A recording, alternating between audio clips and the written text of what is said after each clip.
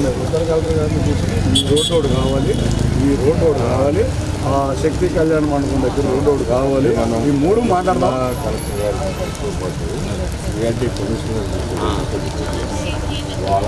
ఇద్దరు కలెక్టర్ మీరు కూర్చుంటే మేమిద్దరము తనలూరు ఆయన నడుపుతాం ప్రసాద్ గారు ముగ్గురు కూర్చుంటే ఓవరాల్గా అర్జెంట్గా కావాల్సిన 3 రోడ్లు సార్, పర్మనెంట్గా కావాల్సిన ఇది స్ట్రక్చర్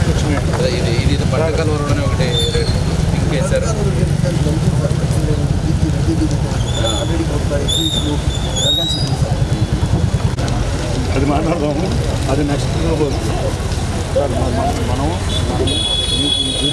అంతా మీదే ఏమవుతుందంటే గన్నవరం కాన్స్టిట్యూన్సీ మీరు ఈ మొక్కే మంది కాదు, ఈ మొక్కని కన్సిడరేషన్ చేస్తే మిగతాదంతా మీ జ్యూరిస్డిక్షన్ ఇది. సార్ ఏంటి దీని పరిస్థితి ఒకసారి చెప్పండి.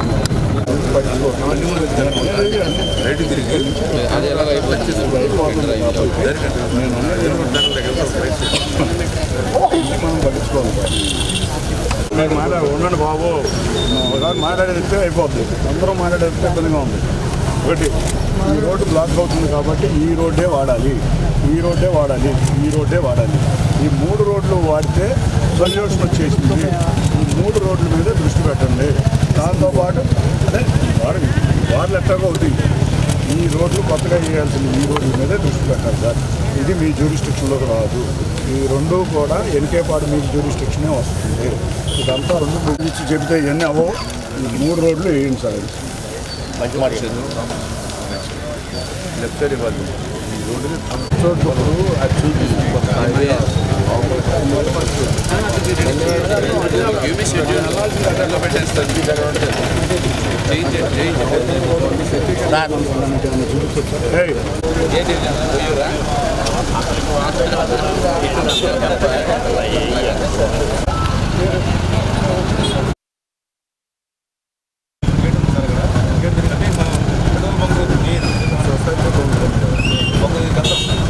వెరీ వెరీ ఇంపార్టెంట్ రోడ్ అండి. ఎందుకంటే కలెక్టర్ నుంచి ఏలూరు నుంచి వచ్చే వెహికల్స్ అన్నీ ఆడనగర్ నుంచి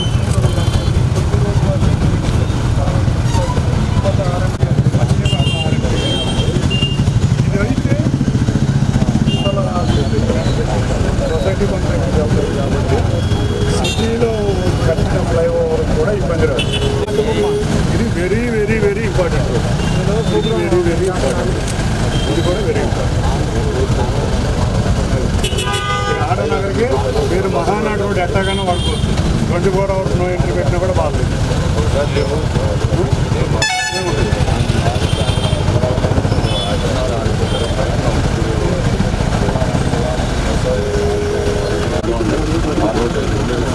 షార్ట్ పెట్టేసుకోండి సార్. ఐడియా ఇది ఇంపార్టెంట్ రోడ్, ఇది ఇంపార్టెంట్ రోడ్, ఇది ఇంపార్టెంట్. తర్వాత ఉన్నాం ఈ రోడ్ నుంచి ఆ రోడ్డు కూడా అదే చేద్దాం.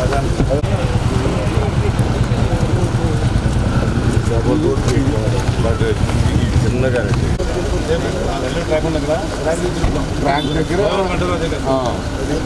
రాక్ అడ్డం రాదా? రాక్ అడ్డం రాదా? పక్కన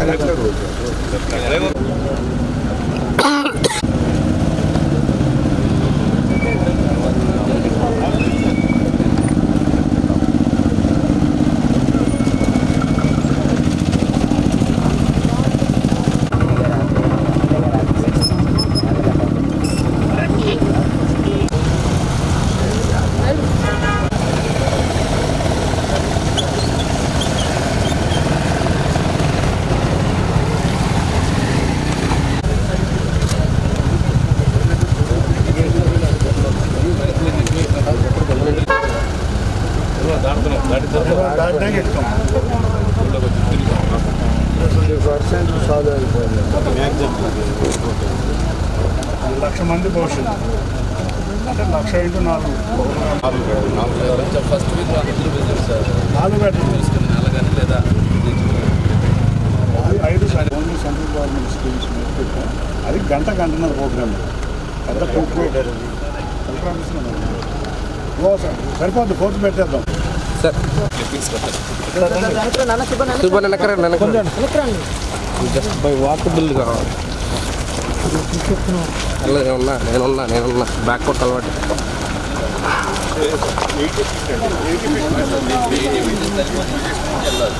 వెనక్కి వచ్చే మిత్రమా ప్రాణమా రుణమా ఎదుడు ఏంగా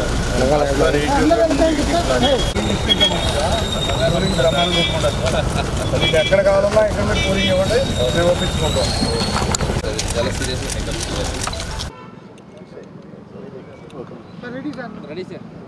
అందరికీ నమస్కారం.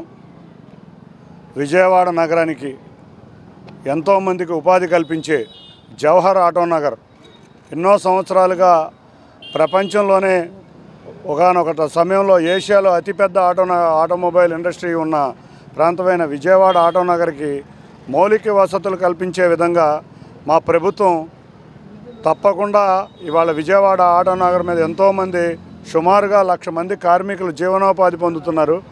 రేపు రాబోయే కాలంలో అమరావతి క్యాపిటల్గా రాబోతుంది, అంతేకాకుండా బందర్ పోర్ట్ రాబోతుంది. ఇంకా మరీ అంతగా ఇవాళ ట్రాన్స్పోర్ట్ రంగం పెరగబోతుంది. రాబోయే 4 సంవత్సరాల్లో ఆటో నగర్లో దాదాపు 1,50,000 నుంచి 2,00,000 మంది కార్మికులు పనిచేసే వ్యవస్థ ఏర్పాటు చేయాలి. దానికి తదనుగుణంగానే ఏవంటే ఇన్ఫ్రాస్ట్రక్చర్ ఇవ్వాలి. అన్నిటికన్నా ముఖ్యంగా విజయవాడ ట్రాఫిక్ చాలా ముఖ్యమైన సమస్య.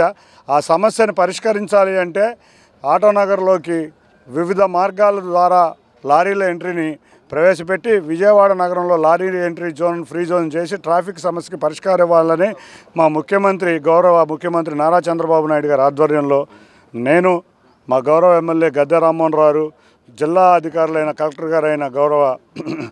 కలెక్టర్ గారు లక్ష్మీషా గారు, అంతేకాకుండా ఆటోమొబైల్ అసోసియేషన్ అధ్యక్షులు, లారీ ఓనర్స్ అందరం కలిసి ఇవాళ కొన్ని ప్రాంతాలు పర్యటించడం జరిగింది. దీనికి ప్రత్యామ్నాయ మార్గాలు కూడా ఎన్నుకోవడం జరిగింది. ఆ ప్రత్యామ్నాయ మార్గాలు కలెక్టర్ గారి ఆధ్వర్యంలో, సిఆర్డీఏ గారి కమిషనర్ గారి ఆధ్వర్యంలో గౌరవ మంత్రి నారాయణ గారి దృష్టికి, అంతేకాకుండా ముఖ్యమంత్రి గారి దృష్టికి తీసుకువెళ్ళి, ఎందుకంటే రేపు రాబోయే కాలంలో గన్నవరం నుంచి మెట్రో రాబోతుంది, అంతేకాకుండా మెడికల్ కాలేజీ నుంచి నెడమానూరు వరకు 6.3 కిలోమీటర్స్ ఫ్లైఓవర్ రాబోతుంది. వీటిలన్నిటికీ ట్రాఫిక్ సమస్యలు చాలా ఇబ్బందిగా ఉండబోతున్నాయి. దీంతోపాటు లారీలకు కూడా ఎంట్రీ ఇప్పుడు చాలా దుర్భేద్యంగా ఉంది. ఇప్పుడు అవి కూడా మొదలైతే లారీ ఎంట్రీయే ఇబ్బంది అవుతుంది. కాబట్టి తాత్కాలికంగా కొన్ని రోడ్లు, పర్మనెంట్గా తాత్కాలిక సొల్యూషన్ ఇమ్మని గౌరవ కలెక్టర్ గారిని కోరడం జరిగింది. వారు వెంటనే స్పందించి 8 గంటల సమయం తీసుకున్న వెంటనే మార్నింగ్కే ఇక్కడికి రావడం జరిగింది. ముందుగా డిస్ట్రిక్ట్ అడ్మినిస్ట్రేషన్ వారికి ధన్యవాదాలు. అంతేకాకుండా గౌరవ శాసనసభ్యులు ఎప్పుడూ కూడా ఈ రోడ్లన్నీ వారికి ఆధ్వర్యంలోనే బాగు చేశాం, గద్దె రామ్మోహన్ రావు ఆధ్వర్యంలోనే. తప్పకుండా ఈ చుట్టుపక్కల ఉన్న ప్రసాద్ గారు, గద్దె రామ్మోహన్ రావు, నేను, కలెక్టర్ గారు, సిఆర్డీఏ కమిషనర్ గారు, గౌరవ మంత్రి నారాయణ గారు కూర్చొని త్వరలో శాశ్వత పరిష్కారం ఇస్తామని తెలియజేసుకోవడం జరిగింది. ఇప్పుడు మెట్రో కానీ ఏలూరు రోడ్డు ఫ్లైఓవర్ కానీ ఏమన్నా స్టార్ట్ అయితే ట్రాఫిక్ సమస్య వస్తుంది, వాటికి ఆల్టర్నేటివ్ రోడ్స్ ఏమన్నా చూస్తాం. దాని గురించే కదండి వాళ్ళ మీటింగే, వాటి గురించి ఆల్టర్నేటివ్ రోడ్ల గురించి, అంతేకాకుండా ఆటో నగర్లో ట్రాఫిక్ క్లియరెన్స్ గురించి మనం జరుగుతున్నాం. ఇప్పుడు కూడా కలెక్టర్ గారితో రామర్పాడు సెంటర్కి వెళ్ళి మన విమానాశ్రయానికి ఏమన్నా టెంపరీ రోడ్డు పనిచేయాలో దాని గురించి కూడా వెళ్తున్నాం. వాళ్ళ జరిగే ఈ పర్యటన అంతా కూడా ఆటో నగర్ సమస్యలే కాకుండా రేపు స్టార్ట్ అయ్యే మెట్రోకి, అంతేకాకుండా ఫ్లైఓవర్కి ప్రత్యామ్నాయ మార్గాలు అన్వేషించడమే ఈ యొక్క ప్రయత్నం. సార్,